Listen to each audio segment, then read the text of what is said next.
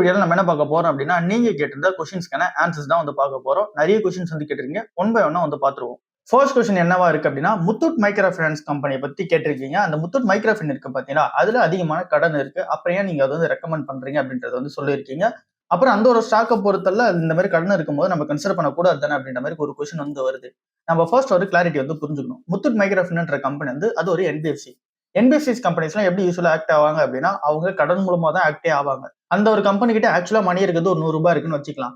அவங்க கடன் வாங்குறது ஒரு ₹500 இருக்கும். பாரோயிங்ஸ் வந்து ஒரு ₹500 இருக்கும். இப்ப 2த்தையும் சேர்க்கும்போது ₹600 இருக்கு. அவங்க கிட்ட இருக்க பணம் அப்புறம் பாரோயிங்ஸ் வாங்குது. அந்த ஒரு ₹600 அவங்க வந்து கடனுக்கு கொடுப்பாங்க. கடனுக்கு கொடுத்து அதுல இருந்து வர இன்ட்ரெஸ்ட் வந்து இன்ட்ரெஸ்ட் இன்கமா வந்து எடுத்துப்பாங்க. அதுல இருந்து அவங்க ப்ராஃபிட் வந்து மேக் பண்ண ஆரம்பிப்பாங்க. சோ ஒருவேளை அவங்க கொடுக்குற கடன் வந்து திரும்ப வராம போயிடுச்சு அப்படின்னா தான் இந்த கம்பெனிக்கு பிரச்சனை வந்து ஸ்டார்ட் ஆகுது. மத்தபடி இந்த டெப்ட் டு ஈக்விட்டி ரேஷியோல நீங்க வந்து பார்க்கக்கூடாது. இந்த என்பிஎஃப்சி கம்பெனி அப்புறம் மைக்ரோ ஃபைனான்ஸ் இன்ஸ்டிடியூஷன்ஸ்லாம் அதை வந்து பார்க்கக்கூடாது. சோ பேங்க்ஸுக்கு எப்படி அதே மாதிரி தான் இங்க சேம் அப்ளிகபிள் ஆகுது. ஸோ அதனால முத்தூட் மைக்ரோ ஃபைனான்ஸ்க்கு அதை நீங்க பார்க்க தேவையில்ல. அப்படி நம்ம பார்க்கும்போது இப்போ டெப்ட் டு ஈக்விட்டி ரேஷியோ பார்த்தீங்கன்னா 3.40 வந்து இருக்கு. அப்படின்னா கடன் அதிகமா இருக்கிறது கிடையாது. யூஸ்வலாவே என்பிஎஃப்சி மைக்ரோ ஃபைனான்ஸ் இன்ஸ்டிடியூஷன்ஸ் கடன் அப்படிதான் இருக்கும். ஸோ அதை நீங்க கண்டுக்க கூடாது. அப்ப என்ன பார்க்கணும் அப்படின்னா பிரைஸ் டு புக் வேல்யூ வந்து பார்க்கணும். அப்புறம் புக் வேல்யூ வந்து பார்க்கணும். பிரைஸ் டு புக் வேல்யூ என்ன இருக்கு அப்படின்னு சொல்லி பார்க்கும்போது 1.28 வந்து இருக்கு. புக் வேல்யூ வந்து ₹167 இருக்கு. நீங்க சிம்பிளா ஒரு என்பிஎஃப்சி கம்பெனி அண்டர் வேல்யூடா இல்ல ஓவர் வேல்யூடான்னு தெரிஞ்சுக்கணும் அப்படின்னா புக் வேல்யூக்கு மேல இருக்கா இல்ல புக் வேல்யூ கீழே இருக்கான்னு பாருங்க.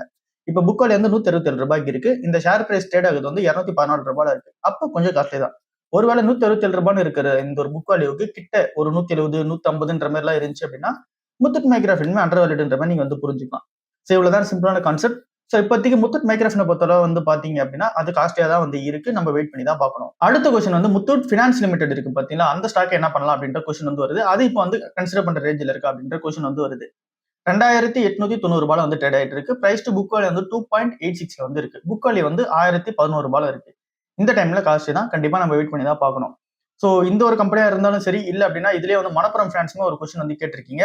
இப்போ மணப்புரம் ஃபினான்ஸ் எடுத்தோம் அப்படின்னா அந்த ஒரு கம்பெனி ட்ரேட் ஆகுது வந்து ₹367 வந்து ட்ரேட் ஆகுது. இந்த ஒரு கம்பெனியோட பிரைஸ் டு புக் வேல்யூ வந்து 2.15 வந்து இருக்கு. புக் வேல்யூ வந்து ₹171 வந்து இருக்கு.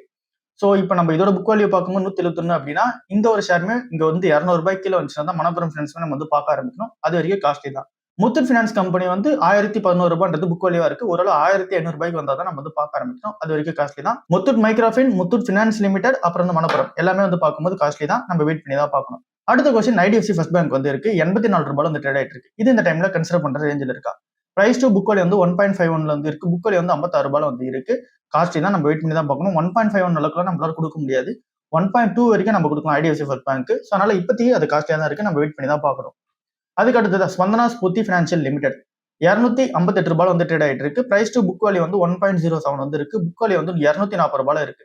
இது வந்து வேல்யூஷன் வைஸ் ஓகேவா தான் இருக்கு. பட் ஆனா இந்த ஒரு கம்பெனில நிறைய பிரச்சனைகள் இருக்கு. அதை நம்ம வந்து சொல்லிட்டு தான் வந்து இருக்கும். இந்த ஒரு கம்பெனில இந்த ஒரு மேனேஜ்மெண்ட்டுக்குள்ள ஹெச்டிஎஃப்சி பேங்க்ல இருந்து ஒரு பர்சன் வந்து வர போறாங்க. அவர் வந்து இந்த ஒரு என்பிஎஃப்சி கம்பெனியை டர்ன் அரவுண்ட் பண்றதுக்கு கண்டிப்பா ஒரு 2 to 3 இயர்ஸ் வந்து ஆகும். ஒருவேளை டர்ன் அரவுண்ட் பண்ணாம விட்டாரு அப்படின்னா இந்த ஒரு கம்பெனி வந்து பிரஷர்ல தான் வந்து இருக்க போகுது. இப்போதைக்கு அவர் உள்ள வர போறாருன்ற நியூஸ்னால தான் பாசிட்டிவ்ல வந்து கொஞ்சமாச்சு ட்ரேட் ஆயிட்டு இருக்கு. மற்றபடி இந்த பிசினஸ் பொறுத்தவரை இன்னும் பாசிட்டிவெல்லாம் வந்து ஆக ஆரம்பிக்கல. ரொம்ப ரிஸ்கான ஒரு கம்பெனியா இருக்கு. அதனால நான் வந்து இது கன்சிடர் பண்றது கிடையாது. சோ நீங்களுமே வந்து பாத்தீங்கன்னா கன்சிடர் பண்ணாம இருக்கிறது பெட்டரா இருக்கு. ஒருவேளை நீங்க கன்சிடர் பண்ணி வச்சிருக்கீங்க அப்படின்னா நீங்க அந்த ஒரு புதுசா வரப்போற பர்சன் மேல வந்து நீங்க பெட் எடுக்கிறீங்க. சோ அது வந்து எப்படி இருக்க போகுது அப்படின்னு அவர் எப்படி பிசினஸ் டர்ன் அரவுண்ட் பண்ண போறாருன்றதெல்லாம் நீங்க வெயிட் பண்ணி தான் பார்க்கணும். பட் ஆனா ஹை ரிஸ்க் ஹை ரிவார்ட் தான். ஒருவேளை நீங்க ரிஸ்க் இந்த அளவுக்கு நீங்க கொடுத்து எடுக்கிறதுக்கு ரெடி அப்படின்னா அதுக்கான ரிவார்டும் வந்து இருக்கும். அதே நீங்க தான் வந்து பாத்துக்கணும். அதுக்கு அடுத்தது எஸ்பிஐ ஃபண்ட்ஸ் மேனேஜ்மெண்ட் லிமிடெட். இந்த ஒரு கம்பெனி இப்போ ₹572 வந்து ட்ரேட் ஆயிட்டு இருக்கு. இந்த ஒரு கம்பெனியை கன்சிடர் பண்ணலாமான்னு சொல்லி கேட்டிருக்கீங்க. இது நம்ம ஏற்கனவே ஐபிஓ டைம்லயே பார்த்த மாதிரி தான். ஐபிஓ பிரைஸோட வந்து பாத்தீங்கன்னா கீழே தான் ட்ரேட் ஆயிட்டு இருக்கு. இன்னமும் இறங்குறதுக்கான சான்ஸ் இருக்கு. வெயிட் பண்ணி பார்த்து கன்சிடர் பண்ணா பெட்டரா வந்து இருக்கு. இப்போதைக்கு காஸ்ட்லியா தான் வந்து இருக்கு. அதுக்கு அடுத்ததான் இன்சூரன்ஸ் கம்பெனிஸ் பத்தி நிறைய கொஸ்டின் வந்து இருக்கு. இன்சூரன்ஸ் கம்பெனிஸ் எல்லாமே 1 to 3 இயர் லோல வந்து ட்ரேட் ஆயிட்டு இருக்கு. ஸோ அப்படி இருக்கும்போது இப்போ இன்சூரன்ஸ் கம்பெனிஸ் எல்லாம் பார்க்கலாமா அப்படின்ற கொஸ்டின் வந்து வருது. லைக் வந்து இந்த ஐசிஐசிஐ ப்ரூடென்ஷியல் ஷேர் வந்து இருக்கு. அப்புறம் ஹெச்டிஎஃப்சி லைஃப் வந்து இருக்கு. எல்ஐசி எல்லாம் வேற இருக்கு. சோ இந்த மாதிரி ஸ்டாக்ஸ்லாம் இப்ப பாக்குறதுக்கான டைம், அப்புறம் எஸ்பிஐ லைஃப்லாம் வர இருக்கு. இதெல்லாம் இப்ப பாக்குறதுக்கான டைமான்ற கொஸ்டின் வந்து வருது. ஃபர்ஸ்ட் நம்ம ஒரு விஷயத்தை புரிஞ்சுப்போம். 1 to 3 இயர் லோல ஏன் வந்து ட்ரேட் ஆகுது அப்படின்னு சொல்லிட்டு பார்ப்போம். இந்த ஒரு கம்பெனிக்கு புதுசா வரக்கூடிய பிரீமியம் அமௌண்ட் இருக்கு பாத்தீங்களா, அதுல மெயினா லைஃப் இன்சூரன்ஸ் வந்து அஃபெக்ட் வந்து ஆகுது. லைஃப் இன்சூரன்ஸோட பிரீமியம் வந்து இப்ப கம்மியா தான் கட்டுறாங்க. அதுல வந்து பெருசா growth வந்து கிடையாது. அதனால ஓவராலா வந்து பார்க்கும்போது எல்லா லைஃப் இன்சூரன்ஸுமே வந்து சேல் ஆகாத ரீசன்னால இப்ப இந்த கம்பெனிஸ் எல்லாமே வந்து பாத்தீங்கன்னா கொஞ்சம் அடி வாங்குது. இப்ப நம்ம இன்சூரன்ஸ் கம்பெனிஸ்க்கு என்ன மாதிரியான செக்மெண்ட்ல பார்க்கணும் அப்படின்னு சொல்லிட்டு நம்ம ஏற்கனவே பார்த்திருந்தோம். இந்த ஒரு இன்சூரன்ஸ் செக்மெண்ட்க்கு P/EVன்ற ரேஷியோ வந்து நம்ம பார்ப்போம். Market capitalization divided by embedded value. Embedded வேல்யூனா என்ன அப்படின்னு சொல்லி பார்த்தோம் அப்படின்னா, இப்போ ஒரு இன்சூரன்ஸ் கம்பெனி இருக்குன்னு வச்சுக்கலாம். அவங்க இந்த ஒரு குவார்டர்ல வந்து புது பிசினஸ் நிறைய வந்து எடுத்திருப்பாங்க. அந்த ஒரு புது பிசினஸ் வந்து ஃபியூச்சர்ல நிறைய வந்து பாத்தீங்கன்னா ரெவன்யூ ஜென்ரேட் பண்ணி கொடுக்க போகுது. இப்போ ஒரு இன்சூரன்ஸ் ஒருத்தவங்க போடுறாங்க அப்படின்னா அவங்க இன்னொரு அடுத்த ஒரு 20 வருஷத்துக்கு 30 வருஷத்துக்கு வந்து இன்சூரன்ஸ் வந்து கட்ட தான் போறாங்க. ஸோ அப்படி நம்ம கால்குலேட் பண்ணணும். இந்த ஒரு குவார்டர்ல அவங்க எவ்வளவு பிசினஸ் பண்ணிருக்காங்கன்றது ஒரு சைடும், ஃபியூச்சர்ல எவ்வளவு வந்து பாத்தீங்கன்னா இங்க ப்ராஃபிட் வந்து ஜென்ரேட் ஆக போகுது. இப்போ இருக்கிற இன்சூரன்ஸ் புதுசா ஆட் ஆயிருக்கிறது சரி, அப்புறம் ஏற்கனவே இன்சூரன்ஸ் எவ்வளவு கையில வச்சிருக்காங்களோ அதுவும் சரி, எல்லாமே சேர்த்து எவ்வளவு வரப்போகுது அப்படின்றத ஃபியூச்சர் ப்ரொஜெக்ஷனோட சேர்த்து பார்க்கறது தான் இந்த எம்பெடட் வேல்யூ.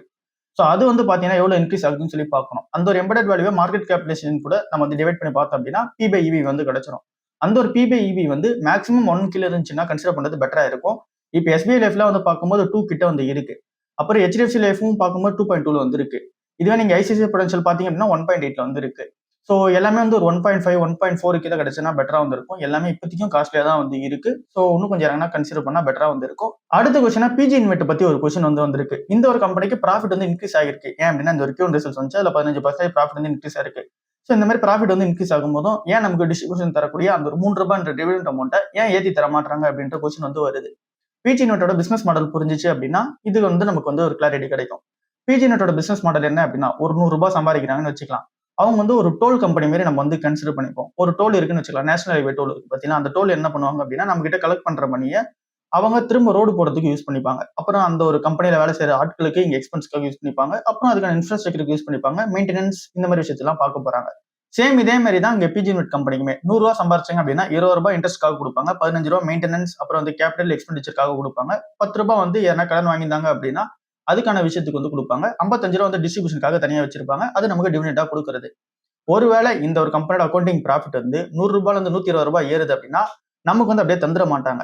எப்ப இந்த கம்பெனி ₹100 சம்பாதிக்கிறதுல இன்ட்ரெஸ்ட் வந்து இங்க கரெக்டா கொடுத்துட்டு மெயின்டெனன்ஸ் டெப்ட் எல்லாத்துக்குமே வந்து கரெக்டா செட்டில்மெண்ட் பண்ணிட்டு அந்த ₹55ன்ற அந்த ஒரு அவைலபிள் ஃபார் டிஸ்ட்ரிபியூஷன் இருக்கு பாத்தீங்களா, அது வந்து என்னைக்கு வந்து 56 57 58ன்னு போகுதோ அப்பதான் நமக்கு வந்து டிவிடெண்ட் வந்து கொஞ்சம் அதிகமாகிறதுக்கான சான்ஸ் இருக்கு.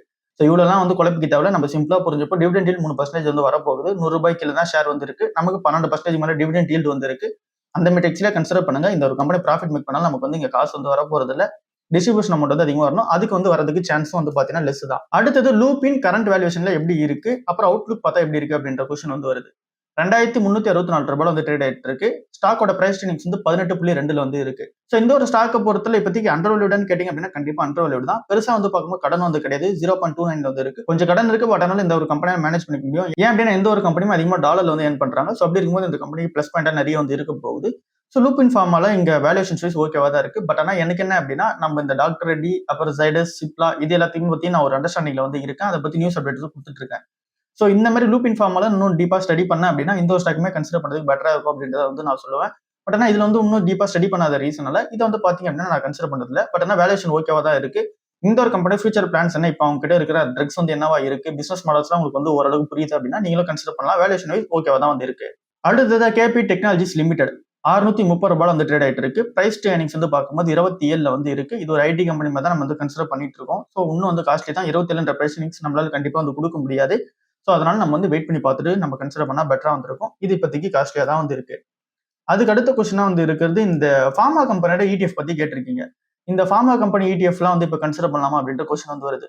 உங்களுக்கு இண்டிவிஜுவல் ஃபார்மா ஸ்டாக் வந்து கன்சிடர் பண்றதுக்கு உங்ககிட்ட பணம் இருக்கு அப்படின்ற பட்சத்துல நீங்க வந்து இண்டிவிஜுவல் ஃபார்மா ஸ்டாக்கே கன்சிடர் பண்றது பெட்டரா இருக்கும். ஏன் அப்படின்னா இப்போ ஃபார்மா இண்டெக்ஸ் வந்து 26,000 பாயிண்ட்ஸ் வந்து ஆல் டைம் ஐயா வந்துருச்சு. 26,000 சில்லறையில் வந்து இருக்கு. இப்போ ஆல்மோஸ்ட் 26,000 சில்லறை தான் இப்போ நிஃப்டி ஃபார்மா இண்டெக்ஸ் வந்திருக்கு. ஆல் டைம் ஐ கிட்ட தான் வந்திருக்கு. ஸோ அந்த ஒரு ரீசனால இப்போதைக்கு இண்டிவிஜுவலா எந்த ஒரு ஃபார்மா கம்பெனி இப்போ அண்டர் வேல்யூல வந்து ட்ரேட் ஆகுதோ அதை பார்த்து கன்சிடர் பண்ணது தான் பெட்டரான டைமா இருக்கு. ஒருவேளை உங்களுக்கு வந்து தனித்தனி ஸ்டாக்ஸா கன்சிடர் பண்ற அளவுக்கு உங்ககிட்ட பணம் இல்லை அப்படின்ற பட்சத்துல டைவர்சிபிகேஷன் பர்பஸ்க்காக நான் ETF கன்சிடர் பண்ணி வைக்க போறேன் அப்படின்னா அப்போ மட்டும் நீங்க வந்து பார்க்கலாம். இல்ல அப்படின்னா நீங்க இண்டிவிஜுவல் ஸ்டாக்ஸை கன்சிடர் பண்றது பெட்டரா இருக்கு ஃபார்மால பொறுத்த அளவுல. அடுத்த கொஸ்டினா வந்து இருக்குது இந்த டெபாசிட்டரிஸ் கம்பெனிஸ் எல்லாம் இருப்பாங்களா, டெபாசிட்டரிஸ் கிளியரிங் ஹவுஸ் அப்புறம் வந்து அதர் இன்டர்மீடியேட்ஸ் எல்லாம் இருப்பாங்களா, CDSL NSDL அப்புறம் வந்து இந்த கேம் சர்வீஸ் கேஃபின் டெக்னாலஜிஸ் இந்த மாதிரி ஷேர்லாம் என்ன பண்ணலாம் அப்படின்ற கொஸ்டின் வந்து வருது. இந்த ஒரு கம்பெனியோட பிசினஸ் மாடல்ஸ் மேல வந்து பாத்தீங்க அப்படின்னா எனக்கு வந்து பெருசா வந்து அபிப்பிராயம் கிடையாது. அதனால நான் பெருசா வந்து ரிசர்ச் வந்து பண்ணல. ஒருவேளை ரிசர்ச் பண்ண அப்படின்ற பட்சத்துல மட்டும் நான் வந்து சொல்றேன். பட் ஆனா வேல்யூஷன் வந்து பார்க்கும்போது இந்த கம்பெனிஸ் எல்லாமே வந்து எப்பயுமே எக்ஸ்ட்ரீம் வேல்யூஷன்ல தான் வந்து ட்ரேட் ஆயிட்டு இருக்கும். ஸோ அதனால நான் இதை வந்து ஸ்டடி பண்ண அப்படின்னா மட்டும் நான் அப்டேட் பண்றேன். இப்போதைக்கு எனக்கு இதை பத்தி பெருசா ஐடியா இல்லை. அதுக்கு அடுத்தது வாரி எனர்ஜிஸ் லிமிடெட் ₹2,717 வந்து இருக்கு. பிரைஸ் வந்து 19ல வந்து இருக்கு. இந்த ஒரு கம்பெனி பொறுத்தல இங்க IPO பிரைஸ் என்ன வந்துச்சோ அதோட வந்து பாத்தீங்கன்னா பிக்கில தான் ட்ரேட் ஆயிட்டு இருக்காங்க. ஷேர் பிரைஸ் என்னவோ 3,800 வரைக்கும் போச்சு. பட் ஆனா திரும்ப வந்து இறக்கிட்டாங்க. ஏன் அப்படின்னா இந்த ஒரு கம்பெனி எக்ஸ்ட்ரீம் வேல்யூஷன் வந்து பாத்தீங்கன்னா சப்போர்ட் பண்ற மாதிரி பிசினஸ் வந்து இங்க சப்போர்ட் பண்ணல. ஸோ அதனால திரும்ப இறக்கிட்டாங்க. ஸோ இப்போ இருக்க வேல்யூஷனுக்கு ஓகேவா தான் வந்து இருக்கு. இவங்களுமே ஒரு பெரிய கம்பெனி தான். இந்த ரினியூவபிள் எனர்ஜி கம்பெனில இவங்களும் வந்து ஒரு பெரிய கம்பெனி தான். 10 இயர்ஸ் பிளஸ் நீங்க வச்சுக்க போறீங்க அப்படின்னா இதுவுமே ஒரு பெரிய கம்பெனியா இருக்க ரீசனால சின்னதா வந்து ஸ்டடி பண்ணிட்டு நீங்க கன்சிடர் பண்றதுக்கு பெட்டரா இருக்கு. ஒருவேளை நீ 10 இயர்ஸ் கம்மியா தான் ஓன் பண்ண போறீங்க அப்படின்னா ஃபியூச்சர் பிளான்ஸ் என்ன எப்படி இருக்கு அப்படின்னு சொல்லிட்டு பாருங்க. அடுத்து ஒரு 5 இயர்ஸ்க்குள்ளே இவங்க போட்டிருக்க ரெவன்யூ டார்கெட் எல்லாமே ரீச் பண்ணிடுவாங்க. அதுக்கு ஏற்ற மாதிரி ஆர்டர் புக்லாம் இருக்கான்னு சொல்லி பாருங்க. அப்படி இருந்து அவங்க எக்ஸிக்யூட் பண்ணிட்டாங்க அப்படின்னா மேபி உங்களுக்கு ஷேர் பிரைஸ்ல வந்து இம்பாக்ட் இருக்கலாம். ஸோ இது இருக்க விஷயமா இருக்கு. அதுக்கடுத்து தான் Motherson Sumi wiring India limited ₹41 வந்து ட்ரேட் ஆயிட்டு இருக்கு. ஸ்டாக்கோட பிரைஸ் ட்ரேடிங்ஸ் வந்து 43 வந்து இருக்கு. இந்த ஸ்டாக் என்ன பொறுத்தவரை கொஞ்சம் காஸ்ட்லியா இருக்க மாதிரி தான் நான் ஃபீல் பண்றேன். அதனால நான் வந்து கன்சிடர் பண்ண மாட்டேன். நீங்க ஓரளவு கன்சிடர் பண்றீங்க அப்படின்னா கூட இன்னும் இறங்கும் போது கன்சிடர் பண்ணா பெட்டரா இருக்கும். அடுத்ததா ஏத்தர் எனர்ஜி லிமிடெட் ₹1482 வந்து ட்ரேட் ஆயிட்டு இருக்கு. பிரைஸ் டு ஏர்னிங்ஸ் வந்து பார்க்கும்போது நெகட்டிவ்ல தான் வந்திருக்கு. ஏன் அப்படின்னா ஸ்டில் லாஸ் மேக்கிங் கம்பெனின்ற ரீசன்னால. ஐபிஓ பிரைஸ் வந்து பார்த்தீங்கன்னா இப்போ டபுள் அமௌண்ட் வந்து ஆயிடுச்சு. என்ன ரீசன் அப்படின்னு சொல்லிட்டு பார்க்கும்போது சூப்பரான பர்ஃபார்மன்ஸ் வந்து கொடுத்துட்டு வராங்க. எபிட்டாவை பார்க்கும்போது இப்பதான் டர்ன் பாசிட்டிவா வந்து இருக்கு. ஸோ அதனால எல்லாமே வந்து நல்ல சைனா வந்து பாக்குறாங்க. பட் நம்மள பொறுத்தவரை இன்னும் காஸ்ட்லியா தான் இருக்கு. நம்ம வெயிட் பண்ணி பார்த்து கன்சிடர் பண்ணா பெட்டரா வந்து இருக்கும். பட் பிசினஸ் சூப்பரா வந்து பண்ணிட்டு வராங்க. அதை நம்ம ஒத்துட்டு தான் ஆகணும். அதுக்கு அடுத்த கொஸ்டின் அசோக் லேலண்ட் பத்தி கேட்டிருக்கீங்க. ₹178 வந்து இருக்கு. பிரைஸ் ட்ரேடிங்ஸ் வந்து பார்க்கும்போது இப்போ 28 வந்து இருக்கு. நம்ம 160 ரேஞ்ச் எல்லாம் கன்சிடர் பண்ண சொல்லியிருந்தோம். இந்த ஒரு ஸ்டாக்கோட டெப்ட் டு ஈக்விட்டி ரேஷியோ வந்து 4.49 வந்து இருக்கு. நிறைய பேருக்கு இருக்கு கொஸ்டின் இதுவா இருக்கு. ஸோ இந்த மாதிரி இவ்வளவு கடன் அதிகமா இருக்கும் போதுமே இந்த ஒரு கம்பெனியை நீங்க கன்சிடர் பண்ண சொல்றதுக்கு பின்னாடி இருக்க ரீசன் என்ன அப்படின்ற கொஸ்டின் வந்து வருது. ஃபர்ஸ்ட் நம்ம ஒரு விஷயத்தை வந்து புரிஞ்சுக்கணும். அசோக் லேலண்ட் பிசினஸ்க்குள்ள 2 பெரிய பிசினஸ் வந்து இருக்கு. அதுல ஒரு பிசினஸ் வந்து இந்த ஆட்டோமொபைல் பிசினஸ். அதுதான் கோர் பிசினஸ். இந்த ட்ரக்ஸ் எல்லாம் விற்கிறாங்க பாத்தீங்களா அது. அப்புறம் லைட் கமர்ஷியல் வெஹிக்கிள், அப்புறம் ஹெவி கமர்ஷியல் வெஹிக்கிள் விற்கிறதுலாம் இது வந்து கோர் பிசினஸ். அது கூட இன்னொரு பிசினஸ் இருக்கு. அதுதான் ஃபினான்ஸ் பிசினஸ். அதனால ரெண்டுமே ஒன்னா சேரும்போது டெப்ட் ஈக்விட்டி ரேஷியோ அந்த மாதிரி காமிக்கும். நம்ம முத்தூட் மைக்ரோஃபினிக் எப்படி பார்த்தோமோ அதே மாதிரி தான் இங்க என்பிஎஃப்சி கம்பெனிஸ்லாம் வந்து நம்ம எப்படி டெப்ட் ஈக்விட்டி ரேஷியோ பார்க்க கூடாதோ அதே மாதிரி இந்த பிசினஸ்க்குள்ளே அந்த மாதிரி ஒரு பிசினஸ் இருக்கு. ஸோ அதனால டெப்ட் ஈக்விட்டி ரேஷியோ வந்து அதிகமா வந்து காமிக்குது. மற்றபடி இந்த ஆட்டோமொபைல் பிசினஸ் பொறுத்தவரை ஓரளவுக்கு சூப்பரா தான் பண்ணிட்டு இருக்காங்க. சேல்ஸ் வந்து பார்க்கும்போது நல்லா தான் வந்து இருக்கு. மார்க்கெட் ஷேர் அதிகமா வந்து வச்சிருக்காங்க. எபிட்டாவுமே பாசிட்டிவ்ல தான் வந்து இருக்கு. ஸோ அதனால அந்த ஒரு ஷேரை நம்ம கன்சிடர் பண்றது பெட்டரா தான் இருக்கு. பட் இந்த பிசினஸ்க்குள்ள இதுவும் இருக்கிற ரீசனால நமக்கு வந்து நெகட்டிவா இருக்குமே தெரியுது. அடுத்தது ஆன்லான் ஹெல்த் கேர் லிமிடெட் அப்படின்ற கம்பெனியை பத்தி கேட்டிருக்கீங்க. ₹773 கோடி தான் மார்க்கெட் கேப். நம்ம யூஸ்வலாவே ₹500 கோடி கீழே இருக்க மார்க்கெட் கேப் கம்பெனிஸ் எல்லாமே கன்சிடர் பண்ண மாட்டோம். ஏன் அப்படின்னா அதெல்லாம் ரொம்ப ரிஸ்கா வந்திருக்கும். ப்ரொமோட்டர் பத்தி படிக்கணும். நிறைய விஷயங்கள் வந்து டீட்டெயிலா படிக்க வேண்டியதா இருக்கும். ஃபினான்சியல்ஸ் எல்லாம் பார்க்கணும். ஸோ அதனால இந்த ஒரு ஸ்டாக் பத்திலாம் எனக்கு வந்து பெருசு ஐடியா கிடையாது. அடுத்ததா வேதாந்தா அயன் அண்ட் ஸ்டீல் கம்பெனியை பத்தி கேட்டிருக்கீங்க. ₹35 வந்து ட்ரேட் ஆயிட்டு இருக்கு. ஸோ இந்த ஒரு கம்பெனியை பொறுத்தவரையுமே கடன் வந்து அதிகமா இருக்கு. இப்பதான் வந்து தனியா லிஸ்ட் ஆயிருக்காங்க வேற. ஸோ கொஞ்ச நாள் வெயிட் பண்ணுவோம். எல்லா டேட்டாவுமே வந்து இங்க டெரைவ் ஆகி தனித்தனியா பிரிஞ்சு தனியா வரட்டும். எல்லா ஸ்டேட்மெண்ட்டுமே தனியா வரட்டும். அதுக்கப்புறமா கூட வேதாந்தால இருக்க அந்த 5 கம்பெனில எதுன்னு கூட நம்ம பார்ப்போம். அடுத்ததா இப்ப கோல்ட் ஜுவல்லரி ஸ்டாக்ஸ் பத்தி கொஸ்டின்ஸ் வந்திருக்கு. தங்கமயில் வந்து ₹5275 இருக்கு. 2% மார்க்கெட் க்ளோஸ் ஆகும்போது ஏறி இருக்கு. பிரைஸ் ட்ரேடிங்ஸ் வந்து 41 வந்து இருக்கு. இந்த டைம்ல கன்சிடர் பண்ணலாமா? கண்டிப்பா கன்சிடர் பண்ணக்கூடாது. காஸ்ட்லியா தான் வந்திருக்கு. நம்ம வெயிட் பண்ணி தான் பார்க்கணும். பட் நல்ல கம்பெனியா தான் இருக்காங்க. கல்யாண் ஜுவல்லர்ஸை பொறுத்தவரை அவங்களோட பிரைஸ் வந்து 42 வந்து இருக்கு. ₹606 வந்து ட்ரேட் ஆயிட்டு இருக்காங்க. 1.39% வந்து ஏறி இருக்கு. இந்த ஒரு கம்பெனியுமே இங்க பிரைஸ் வந்து 42 இருக்கிற ரீசனால கொஞ்சம் வந்து காஸ்ட்லி தான். நம்ம வெயிட் பண்ணி தான் பார்க்கணும். இப்போ அண்டர் வேல்யூடா இருக்க மாதிரி சென்கோ கோல்டு வந்து இருக்கு. அடுத்ததா சாந்தி கோல்டுன்ற கம்பெனி வந்து இருக்கு. ஸோ இந்த 2 கம்பெனியுமே அண்டர் வேல்யூல தானே இருக்கு. என்ன ரீசன் அப்படின்னு சொல்லிட்டு பார்க்கும்போது பிரைஸ் 11 வந்து இருக்கு. அப்புறம் பிரைஸ் வந்து பார்க்கும்போது சென்கோ கோல்டுக்கு ₹389 இருக்கு. அப்படி பார்த்தோம்னா சென்கோ கோல்டு வந்து இங்க சீப்பா தான் இருக்க மாதிரி இருக்கும்.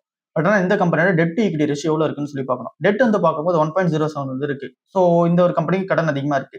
இந்த ஒரு பிசினஸ் வந்து பொறுத்தவரை இவங்க கடன் வந்து ரீபே பண்ற அளவுக்கு இவங்களோட பிசினஸ் வந்து நடக்கும். அது வந்து இப்ப நடக்கிற மாதிரி தெரியல. அப்புறம் கடன் எப்போ ஃபுல்லா கட்டி முடிக்க போறாங்கன்ற அந்த ஒரு டைம் வந்து கொடுக்கணும். பிசி ஜுவல்லர்ஸ் எப்படி கொடுத்தாங்களோ அதே மாதிரி வந்து கொடுக்கணும். ஸோ அது வந்து எப்போ வரும்ன்றது தெரியல. ஸோ இந்த மாதிரி சென்கோ கோல்டு இந்த ஒரு பிரச்சனை வந்து இருக்கு. அதுக்கு அடுத்ததான் சாந்தி கோல்டு பொறுத்தவரை அவங்களுமே வந்து பெருசா அக்ரெசிவா மூவ் ஆகணும். 2003 வந்து இருக்காங்க. பட் ஆனால் பெருசா வந்து மூவ் ஆகிற மாதிரி தெரியல. ₹224 வந்து பிரைஸ் வந்து இருக்கு. பிரைஸ் ட்ரேடிங்ஸ் வந்து 12 வந்து இருக்கு. இதுவுமே வந்து பார்க்கும்போது எனக்கு பெருசா அபிப்பிராயம் வந்து கிடையாது. அண்ட் தென் இதுல வந்து டிவிடெண்ட் ஈல்டுமே கிடையாது. சாந்தி கோல்டு பொறுத்தவரை ரொம்பவே சின்ன கம்பெனி. சென்கோ கோல்டு பார்த்தாலுமே அதுவுமே கொஞ்சம் சின்ன கம்பெனி தான். ஸோ அதனால நம்ம வந்து கன்சிடர் பண்ணாம இருக்கும். வேல்யூஷன்ஸ் நல்லா இருந்தாலும் கூட. பிசி ஜுவல்லர்ஸ் பத்தி நம்ம நிறைய வாட்டி பார்த்துட்டோம். அதுல வந்து பெருசா அந்த அளவுக்கு நமக்கு ஈடுபாடு இல்லை. அதுக்கு ரீசன் வந்து அந்த ஒரு கம்பெனி அதிகமான கடன் வந்து வச்சிருந்தாங்க. அதை வந்து கட்டிட்டு வந்துட்டாங்க. பட் ஆனால் அதுல ஏற்கனவே வந்து நிறைய ஃப்ராட் கேஸ் உள்ள இன்வால்மெண்ட் நடந்த ரீசனால அதை நம்ம கன்சிடர் பண்ணாம இருக்கும். அடுத்ததா காஃபி டே என்டர்பிரைசஸ் லிமிடெட் ₹32 வந்து ட்ரேட் ஆயிட்டு இருக்கு. பிரைஸ் வந்து இதுலயும் நெகட்டிவ்ல தான் வந்து இருக்கு. என்ன ரீசன் அப்படின்னு சொல்லிட்டு பார்க்கும்போது இந்த ஒரு கம்பெனி பிசினஸ்மே வந்து சரியில்லை. இந்த ஒரு கம்பெனியோட மார்க்கெட் கேப்பே ₹684 கோடி தான். ஸோ அதனால நம்ம வந்து கொஞ்சம் காஷியஸா இருக்குது பெட்டரா இருக்கும். கன்சிடர் பண்ணாம இருக்கிறதே பெட்டரா வந்து இருக்கும். அடுத்ததான் நாட்கோ ஃபார்மா ₹917 வந்து இருக்கு. இந்த ஒரு கம்பெனியோட Q1 ரிசல்ட்ஸ் இதுக்கப்புறம் தான் வரும்னு நினைக்கிறேன்.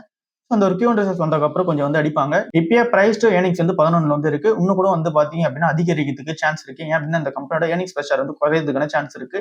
இந்த ஒரு Q1 வந்து வரட்டும். அது நெகட்டிவா அமைஞ்சது அப்படின்னா இது எல்லாமே நடக்கும். அந்த டைம்ல ஷேர் பிரைஸ் இருக்கணும்னா அப்பயும் நம்ம கன்சிடர் பண்ணுவோம். இப்பயுமே வந்து கன்சிடர் பண்ற ரேஞ்சில் தான் இருக்கு. கன்சிடர் பண்ணிட்டே போவோம். ஸோ இது எல்லாமே நீங்க கேட்டிருந்த ஓவரால் கொஸ்டின்ஸ்க்கான ஆன்சர்ஸா வந்து இருக்கு. இதை தாண்டி வந்து ஜென்ரலான கொஸ்டின்ஸ் வந்து நிறைய இருக்கு. அப்புறம் கமெண்ட்ஸ்ல என்ன நிறைய விஷயம் பார்க்க முடிஞ்சு.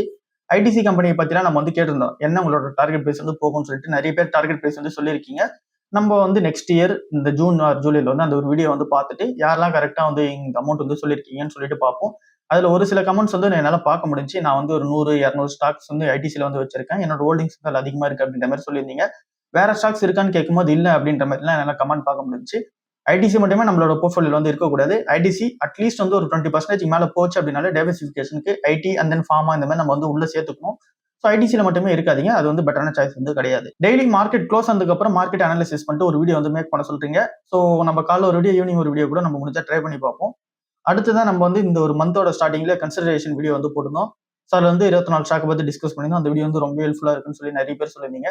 ஸோ அதே மாதிரி வீடியோஸும் நம்ம வந்து மந்த் அண்ட் மந்த் வந்து கண்டினியூ பண்ணுவோம். அப்புறம் கம்பெனியோட லோகோலாம் வந்து வைக்க ஆரம்பிச்சிட்டோம். அதுவுமே நிறைய பேர் யூஸ்ஃபுல்லாக இருக்குன்னு சொல்லி சொன்னீங்க. ஸோ அதையுமே நம்ம வந்து இதுக்கப்புறம் ஃபாலோ பண்ண ஆரம்பிச்சுப்போம். அப்புறம் வாட்ஸ்அப் குரூப் எதனா இருக்கு அப்படின்னு சொல்லி கேட்டிருந்தீங்க. வாட்ஸ்அப் குரூப்லாம் எதுவும் வந்து இப்போதைக்கு நான் வச்சில்ல. ஸோ ஒருவேளை வந்து கிரியேட் பண்ண அப்புறம் என்னோட கான்டாக்ட் நம்பர்லாம் வந்து கொடுத்தேன் அப்படின்னா அந்த டைம்ல வந்து நான் வீடியோல வந்து பப்ளிக்காக டிஸ்கஸ் பண்றேன். ஸோ அது வரைக்கும் வந்து பார்த்தீங்கன்னா வெயிட் பண்ணுறது பெட்டரா இருக்கு. சேனல் நேம் சஜஷன்ஸ்லாம் வந்து கேட்டிருந்தேன். அப்போ நிறைய பேர் நிறைய விஷயங்கள் வந்து சொல்லியிருந்தீங்க. தனா பேச்சுன்னு சொல்லியிருந்தீங்க. அப்புறம் தனா பண பேச்சு அப்படின்ற மாதிரி நிறைய விஷயங்கள் வந்து சொல்லியிருந்தீங்க. ஸோ எல்லா நேமே நான் வந்து அனாலிசிஸ் பண்ணிட்டேன். பட் ஆனால் இப்போதைக்கு பார்க்கும்போது கூகுள் அல்காரிதம் வந்து விஜய் தனான்றதே பெர்ஃபெக்டாக வந்து பார்த்தீங்கன்னா ரெக்கார்ட் பண்ணி வச்சிருக்கு, கேதர் பண்ணி வச்சிருக்கு. ஸோ எஸ்இஓ ஆஸ்பெக்ட் அதுதான் வந்து பார்த்தீங்கன்னா ஒர்க் ஆகிட்டு இருக்கு. ஸோ அதனால நம்ம வந்து விஜய் தானே கண்டினியூ பண்ணிப்போம். நம்மளோட நேம் அப்படியே வந்து இருக்கட்டும். அதனால நம்ம என்ன பண்ணலாம் அப்படின்னா விஜேன்ற நேம் இருக்கு பார்த்தீங்களா, அந்த ஒரு விஜேக்கு வீடியோ ஜாக்கின்ற ரீசனால நம்ம அதை வந்து வச்சிருந்தோம். அதை வேணும்னா நம்ம ஃபினான்ஸ்க்கு ஏற்ற மாதிரி வந்து மாத்திப்போம். விஜய் தானே வந்து நம்மளோட சேனல் நேம் வந்து கண்டினியூ பண்ணிப்போம். இவ்வளவுதான் இன்னைக்கான ஓவரால் வீடியோ. அடுத்த வீடியோவில் சந்திப்போம். பாய்.